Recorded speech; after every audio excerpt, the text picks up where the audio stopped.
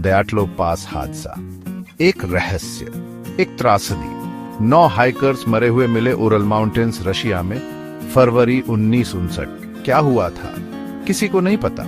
ये 20वीं सदी के सबसे बड़े अनसॉल्व्ड मिस्ट्रीज में से एक है। ये हाइकर्स एक्सपीरियंस थे।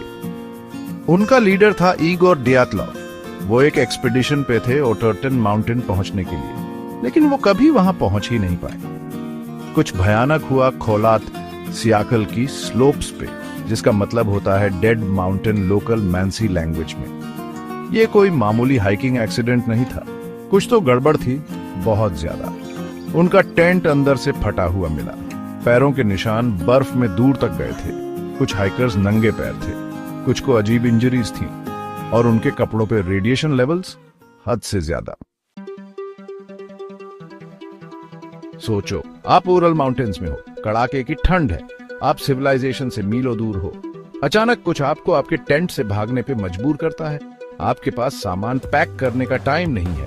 आप रात में भागते हो नंगे पैर और डरे हुए। यही हुआ था दयाटलोव पास हाइकर्स के साथ। उन्होंने अपने टेंट को अंदर से काट के रास्ता बनाया। क्यों? वो किससे इतना डर गए थे?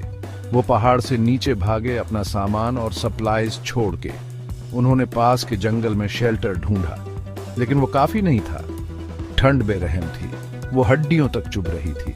आपकी ताकत खत्म हो रही है, हाइपोथर्मिया होने लगता है, आपका बैलेंस बिगड़ जाता है, आप ठीक से सोच नहीं पाते। हाइकर्स एक दूसरे से चिपक गए गर्मी के लिए, लेकिन ठंड बहुत ज्यादा थी। जो सीन सर्च पार्टी को मिला वो खौफनाक था।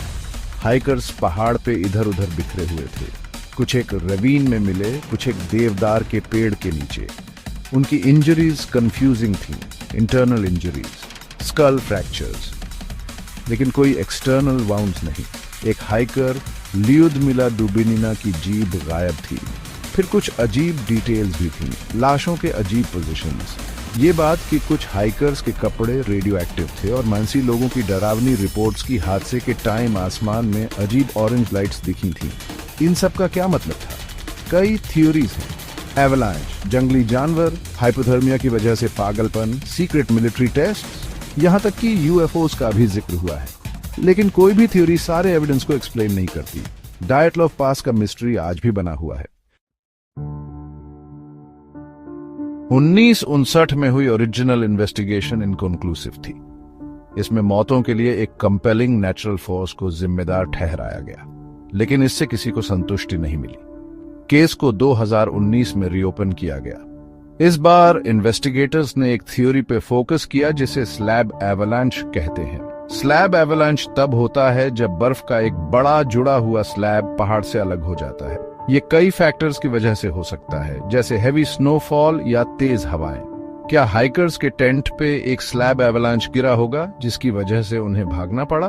2019 की इन्वेस्टिगेशन का कंक्लूजन था कि यही सबसे ज्यादा लाइकली एक्सप्लेनेशन है। लेकिन कई सवाल बाकी हैं। हाइकर्स ने टेंट को काट के रास्ता क्यों बनाया? उनकी इंजरीज इतनी ज्यादा सिवियर क्यों थी? आसमान में अजीब लाइट्स का क्या? दयाटलोव पास हादसा नेचर की पावर की एक हॉन्टिंग रिमाइंडर है।